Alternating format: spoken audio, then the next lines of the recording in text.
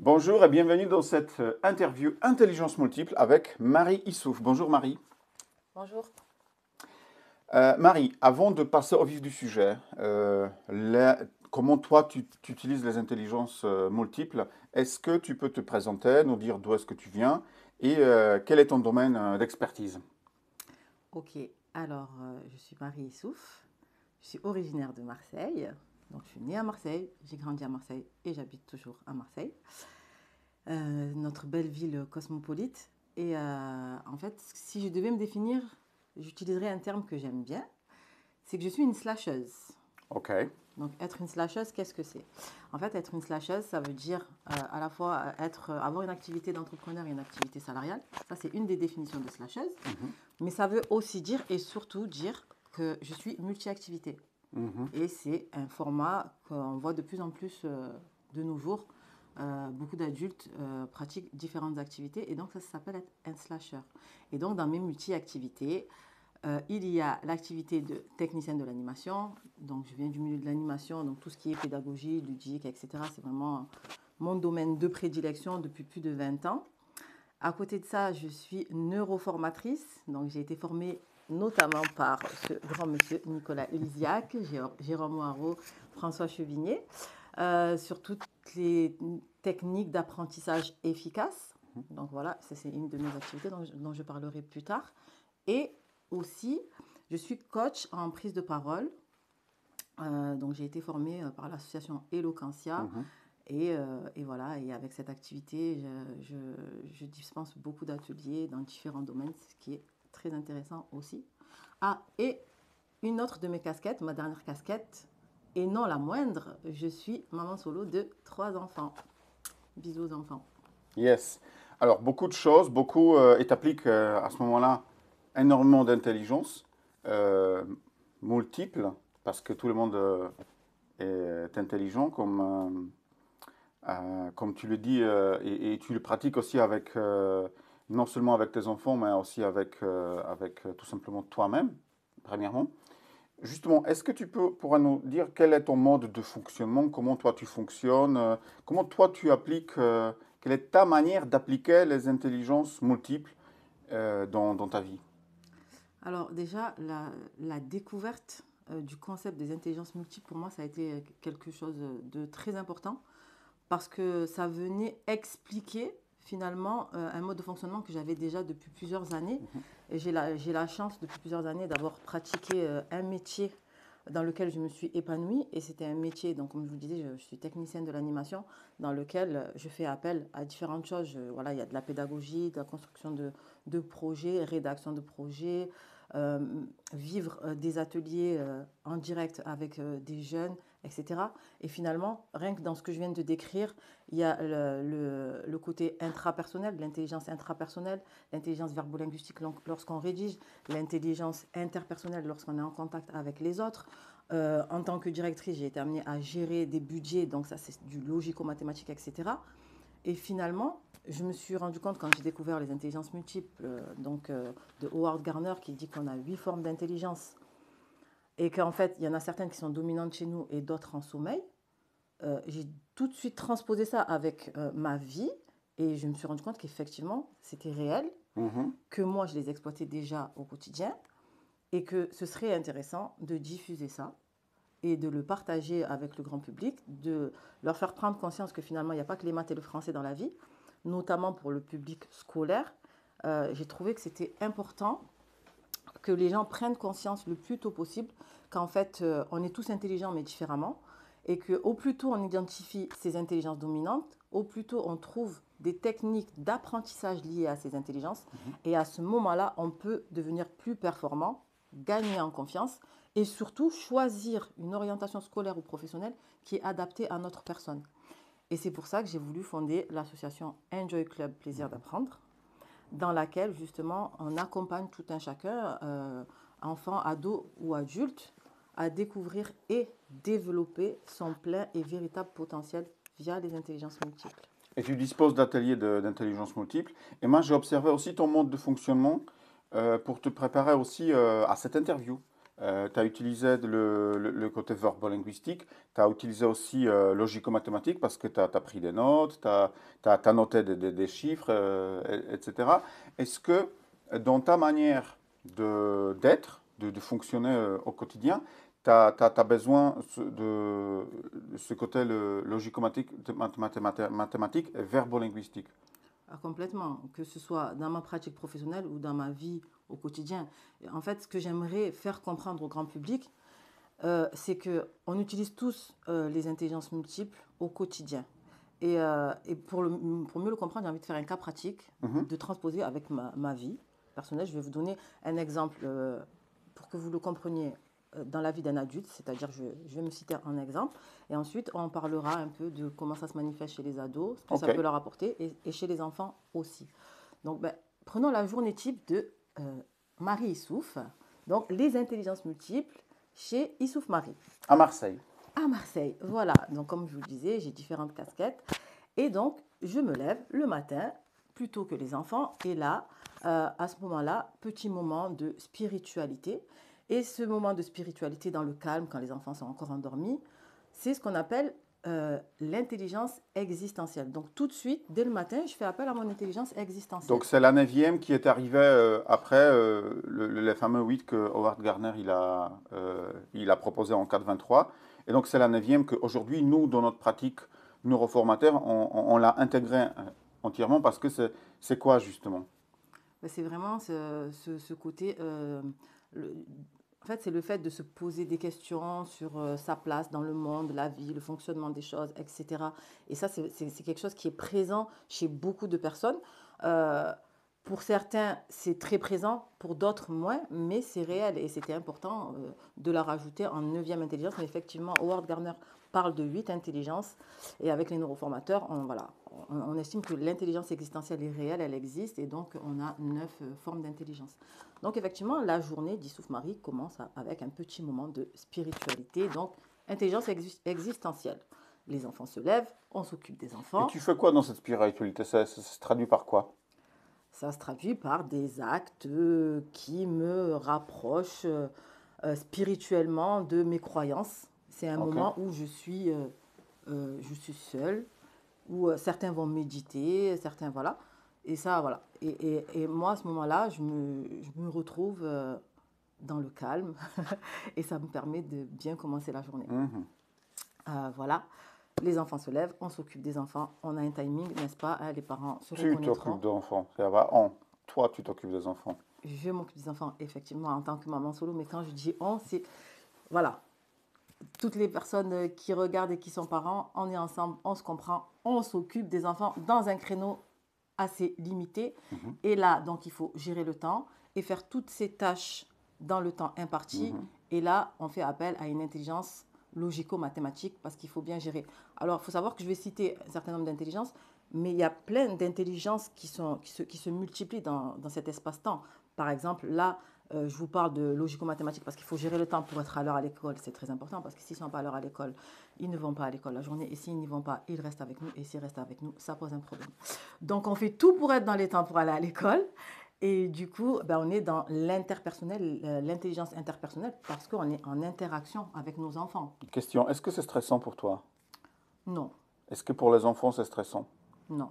Parce que tu gères le timing et est-ce que toi, en tant que maman, tu dis, ah maintenant, vas-y, est-ce que tu les dépêches? Est-ce que tu les mets peut-être dans cet état-là? Ou plutôt ça coule tout seul parce que tu as réussi à mettre des habitudes comme ça? Alors, on va pas se mentir. J'ai eu des périodes où effectivement il fallait les dépêcher, le timing n'était pas bien géré. Non, Et c'est pour ça que je pose cette question parce que moi, par exemple, c'était l'expérience. Parce que mon fils, il est allé une année dans l'école publique et moi, ça m'a complètement bouffé en fait. c'est le Moi, stress du matin. ah non, mais c'est stress du matin parce qu'il faut être à 8h15 à l'école en Pologne. Et moi, j'en pouvais plus de ça. Pour ça, j'ai créé mon école et Ah, aujourd'hui, c'est une autre vie. ça Donc, te ce que tu change la vie. racontes, ah ben nous, voilà, c'est complètement autre chose. Il est à 9h ou 9h30, c'est pas grave. Bien sûr, il y a des rituels, il y a des choses, mais ce stress dans notre mode de fonctionnement, tu vois, ça a changé. Et c'est pour ça, je vais t'interrompre beaucoup parce que, tu vois, on est parents tous les deux et c'est des différents modes de fonctionnement. Et, euh, et ce qui est important, c'est de trouver son mode de fonctionnement. Donc Donc là, aujourd'hui, ça se passe bien. Oui, ça se passe beaucoup mieux parce que je me lève beaucoup plus tôt. J'ai ce temps, où justement, notamment de spiritualité, mais je fais d'autres activités pendant ce temps où je suis toute seule. Par exemple, je vais être amenée à faire de la lecture. Et là, ça fait appel à l'intelligence verbo-linguistique, etc. Où j'ai un sas, j'ai un temps où ça m'apaise. Après le réveil, c'est un temps pour moi déjà.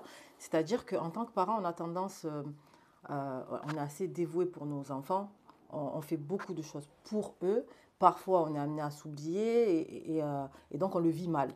Mais si finalement, on se retrouve dans un schéma où on prend du temps pour soi dès le matin, ça veut dire que la première personne à laquelle on a pensé le matin, c'est nous.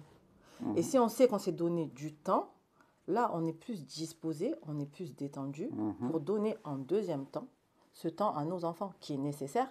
Mais parfois, si on ne s'est pas donné le temps avant, et c'est comme ça qu'on rentre dans un circuit ou dans un cercle où on a le sentiment de s'oublier en fait. Donc peut-être que ça peut nous faire se lever plus tôt, mais c'est un gain en termes de sérénité, etc., qui est énorme. Donc bon, après voilà, ça c'est une petite anecdote personnelle. Mais c'est juste pour dire que finalement, ça m'a permis de réajuster les choses et de mieux fonctionner avec mes enfants parce que voilà, j'avais pas le droit de leur transmettre ce stress. Je veux dire, l'adulte, c'est moi, c'est à moi de gérer le temps, c'est à moi de l'élever dans les temps et d'estimer le temps dont on a besoin pour qu'ils soient prêts le matin dans les temps sans que je les dépêche.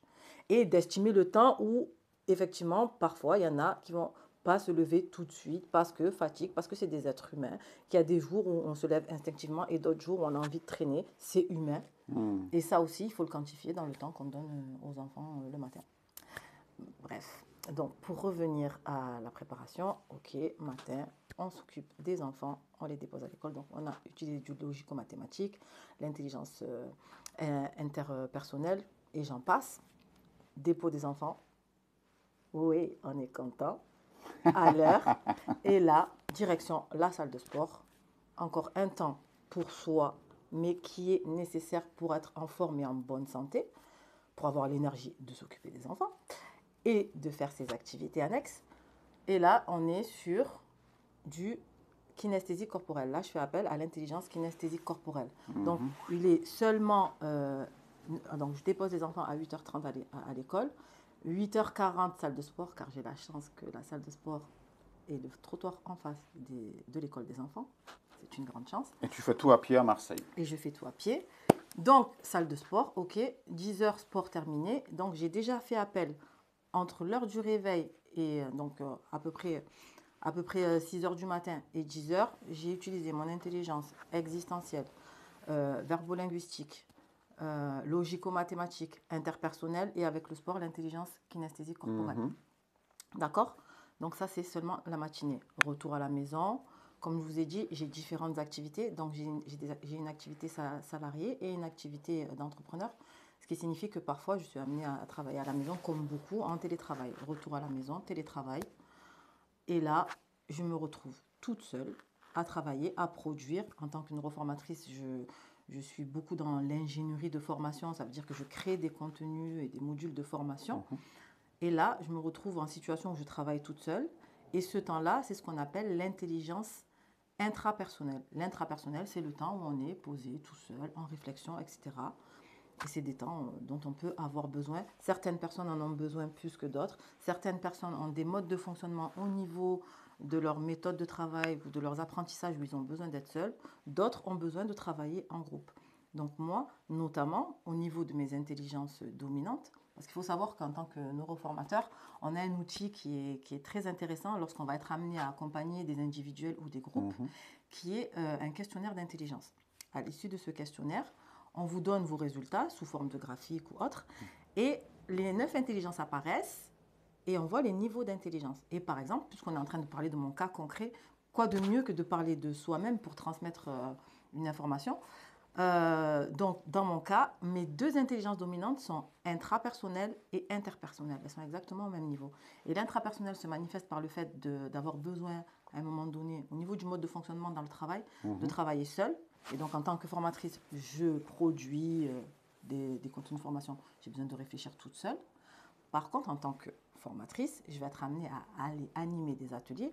Et là, je vais être en direct avec le public et je vais utiliser mon intelligence interpersonnel. Mhm. Donc l'un n'empêche pas l'autre.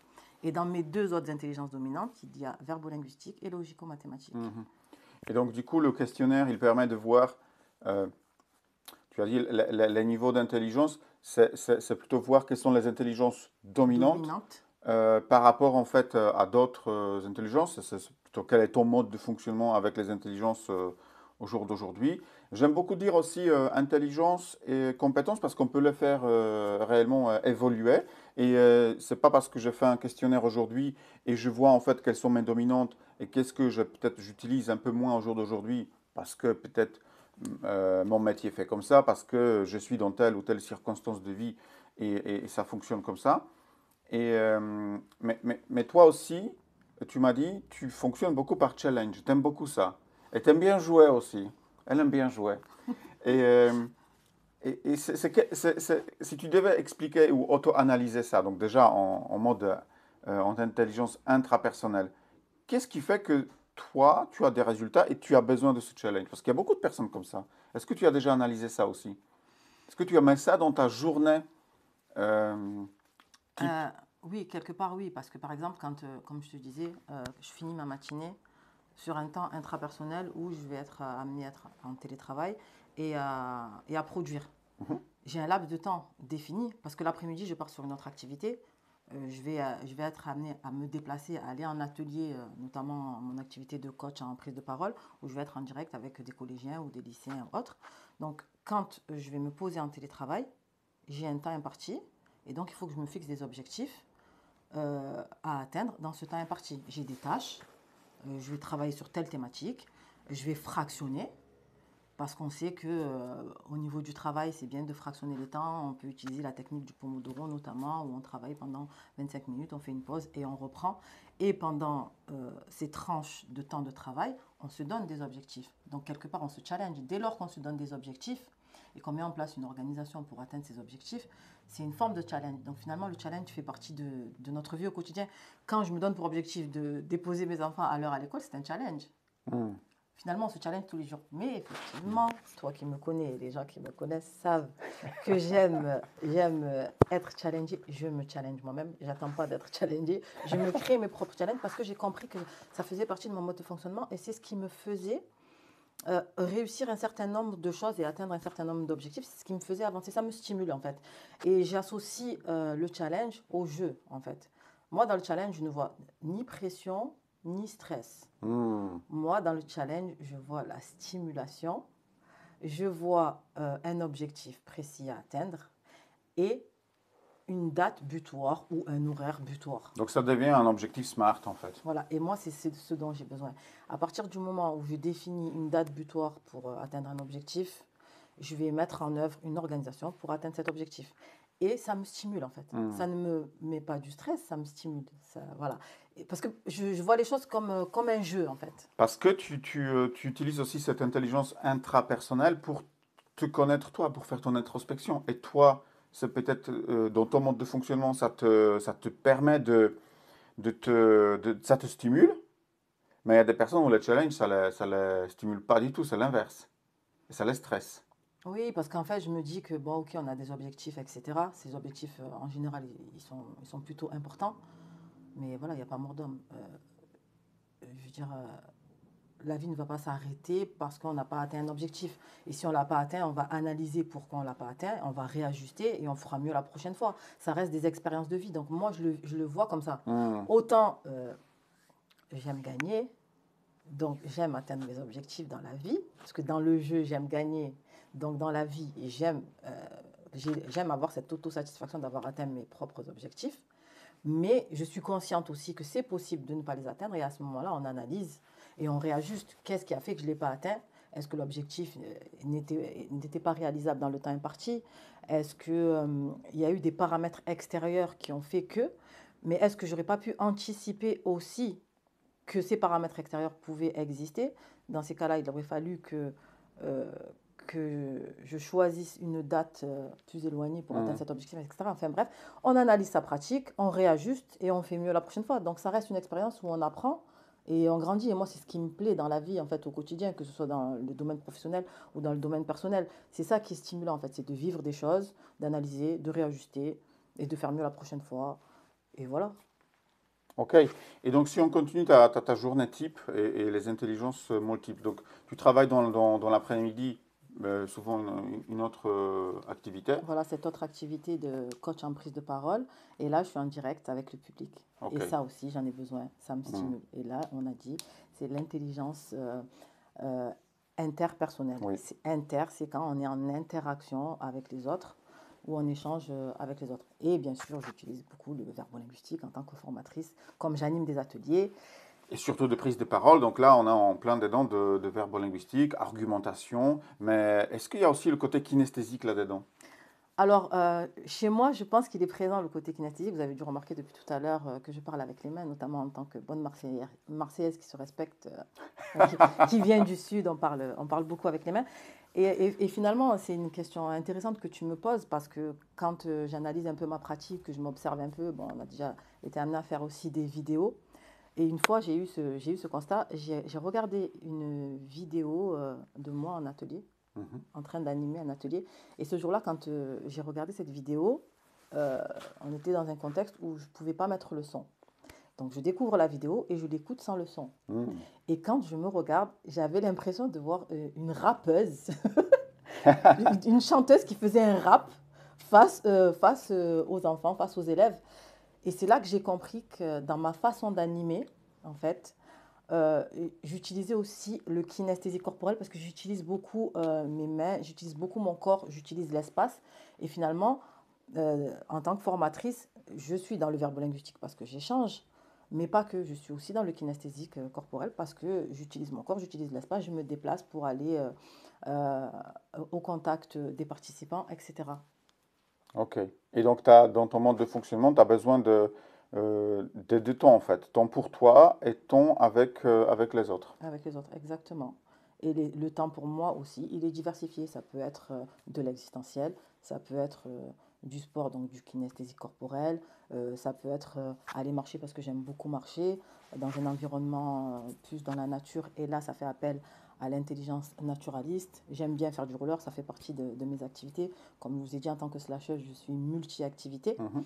Et finalement, ce que j'aimerais vous faire comprendre, c'est que en, en étant une slasheuse, en étant multi-activité, je mets juste en application mes multiples intelligences, tout simplement.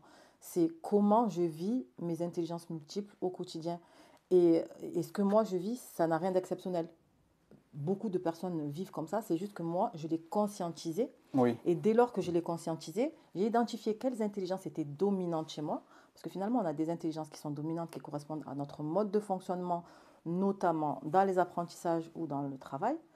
Et on a des intelligences qui sont en sommeil. Et ces intelligences en sommeil, ben, on peut faire en sorte aussi de les faire évoluer, de les optimiser et de développer son potentiel. Et pourquoi on a telle intelligence dominante et pas une autre? Ça correspond à notre vie, tout ce qu'on a vécu jusqu'à présent, Hmm. etc. Et comme disait Nicolas tout à l'heure, euh, aujourd'hui, je peux effectuer le questionnaire et avoir telle intelligence dominante, et dans un an ou dans 2 ans, refaire le questionnaire, et ce sera d'autres intelligences qui vont émerger, parce que j'ai eu une pratique dans ma vie, et j'ai eu des expériences qui ont fait émerger des intelligences qui étaient en sommeil. Donc ça, c'est important aussi de le comprendre, d'être vraiment conscient qu'on a les neuf, et que ça peut être en mouvement en fonction de ce qu'on va vivre très naturellement ou de ce qu'on va décider de vivre pour faire évoluer certaines intelligences. Parce que dans les accompagnements qu'on fait, Nicolas, ce qu'on fait aussi, c'est que parfois on peut définir des objectifs avec les personnes qui ont envie de faire évoluer certaines intelligences. Et là, on va se challenger, on va mettre en place des actions concrètes dans leur quotidien qui vont leur permettre de faire évoluer certaines de leurs intelligences en sommeil. Yes. Et donc, ok, tu as dit que c'est conscientisé. Moi, en tant qu'adulte, j'ai cette capacité. En tant que parent, pour moi, personnellement, la responsabilité, c'est ce que je fais aussi dans l'école, c'est quelles sont les activités que je peux mettre en place pour que les faire émerger ou faire évoluer ou booster les différentes intelligences des enfants. Je sais quand ils aiment, par exemple, euh, dans notre école, on a un challenge, les enfants, il n'y en a qu'un seul qui aime lire. Et je dis, ok, d'accord, il n'y en a qu'un seul qui aime lire, mais ils savent lire.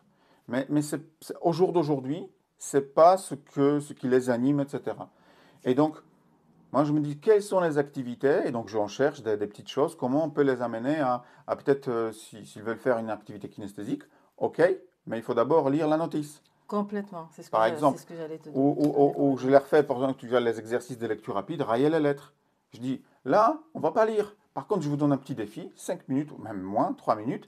Il y a un texte, et vous allez rayer les lettres. Et comme vous ne connaissez pas cet exercice, en fait, naturellement, tout le monde va lire pour rayer les lettres, alors que c'est un exercice de non-lecture, etc., etc. Est-ce que toi, comment toi, tu fais avec tes enfants, ou peut-être avec Enjoy Club? Alors, dans la question que tu poses, c'est vraiment, voilà, c'est comment stimuler les enfants, ou en tout cas déjà détecter. Moi, l'accent que je voudrais mettre, c'est que ce soit pour les parents ou que ce soit dans le milieu scolaire ou autre, dès lors qu'on est en contact avec les enfants, c'est comment détecter les intelligences Mhm. dominantes des enfants. Donc moi, il y a une pédagogie voilà, que j'affectionne, c'est la pédagogie par le jeu. Non seulement parce que, à titre personnel, j'aime jouer, mais aussi parce que je viens du milieu de l'animation et que forcément c'est le côté ludique et que c'est indéniable et que j'ai cette Mhm. expérience et ce regard qui peut me permettre de dire que le jeu est un vecteur d'apprentissage, le jeu est un vecteur de socialisation et aujourd'hui j'ai envie de vous dire que le jeu est un vecteur de, d'observation des intelligences dominantes de vos enfants. D'accord? Quand je dis vos enfants, que ce soit dans le cadre personnel ou professionnel. Donc, ce qu'on peut faire déjà, ce que j'ai tendance à faire dans ma propre pratique avec mes enfants, parce que j'ai 3 enfants, 5 ans et demi, 8 ans et demi, 11 ans et demi. Donc, c'est des âges différents. Mais voilà, il est important de passer des temps ensemble, notamment des temps ensemble en famille. Donc, l'idée, c'est quoi? C'est d'être force de proposition. Et je passe par le jeu. Donc, proposer un maximum de jeux différents aux enfants. Et il faut savoir que si on est stratégique, et c'est aussi une pédagogie que je diffuse dans les accompagnements que je fais, parce que je fais aussi des accompagnements au niveau familial pour resserrer les liens via le jeu, c'est de proposer un maximum de jeux différents. Et finalement, les jeux sont choisis de façon ciblée. C'est des jeux qui répondent, qui font appel à certaines intelligences. Et là, vous observez vos enfants et vous voyez naturellement par quel jeu ils sont attirés. Mhm. D'accord? Et ensuite, vous pouvez les observer dans leur mode de fonctionnement quand ils vont jouer. Et pareil, parce qu'on a des profils aussi de joueurs qui vont nous donner des indices sur notre façon d'apprendre. D'accord? Et effectivement, ce que tu disais tout à l'heure, c'était un très très bon exemple. Dans le jeu, parfois, il y a des notices. L'enfant, tu as utilisé le mot défi. Tu lui donnes un défi, ça le stimule. Oui. Donc peut-être que voilà, je suis une grande enfant. Moi, tu me dis défi, challenge, ça me stimule. Ben, Mhm. les enfants, c'est pareil. Donc à partir du moment où l'objectif, c'est de jouer, pour jouer, il faut lire la notice, ben, ils vont être amenés à lire. Effectivement, tu peux faire en sorte, tu peux aménager, parce que toi, tu as la chance d'avoir aménagé un espace école chez toi. Mhm. Tu peux aménager différents espaces de jeu où chacun répond à au minimum une intelligence différente. Et à chaque fois, tu fais un affichage avec l'explication de la règle de jeu. Et il est obligé de passer par l'explication par la lecture de l'explication avant de pouvoir jouer, etc. Donc oui, il existe plusieurs façons de mettre à profit nos intelligences via le jeu. Et c'est ce qui fonctionne le mieux avec les enfants, en fait. Mhm. Donc ça passe finalement par l'adulte, par sa conscience à ce sujet. Et donc en tant que parent, on est amené, on le veut ou pas, à connaître et pratiquer ces intelligences multiples et toujours être dans cette créativité. Mais il y a beaucoup de choses, c'est finalement le jeu. Donc apprentissage, c'est un jeu. Et c'est pas l'inverse, c'est comme on entend parfois parler. Les enfants, maintenant, on arrête de jouer, maintenant, on va apprendre. Alors que l'idée, c'est apprendre en s'amusant. Et c'est vraiment l'objet de l'association Enjoy Club. Plaisir d'apprendre, c'est comment apprendre en s'amusant. Parce que qu'est-ce qui fait qu'on retient plus facilement l'information? C'est que quand on s'amuse, ça génère des émotions positives Hmm. et le cerveau va retenir les émotions positives. Et quand il va rechercher l'information en termes d'apprentissage, il va se rappeler que j'ai ressenti cette sensation positive à tel moment quand j'ai appris ça. Donc, je me rappelle de l'information à retenir.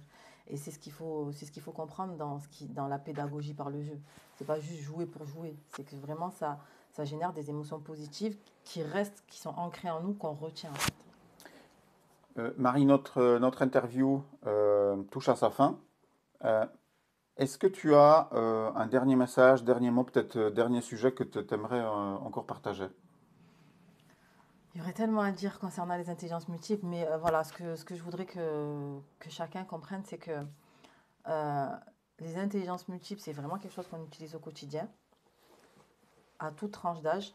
Faire en sorte d'observer ses enfants pour mieux les connaître, et si on peut les observer par le jeu, c'est mieux, mais observer son propre mode de fonctionnement, parce Mhm. que mieux on va se connaître via les intelligences multiples, et mieux connaître aussi ses compétences. À partir de là, ça va nous rassurer, ça va nous faire gagner en confiance et ça va nous permettre de faire les meilleurs choix pour la suite. Pour les ados, jeunes adultes, ça va leur permettre de choisir au mieux leur orientation scolaire et professionnelle. Et voilà, ça sert aussi pour les adultes en reconversion. Mhm. Donc, de toujours être dans cette démarche consciente, d'apprendre à mieux se connaître et d'être conscient qu'on est tous intelligents.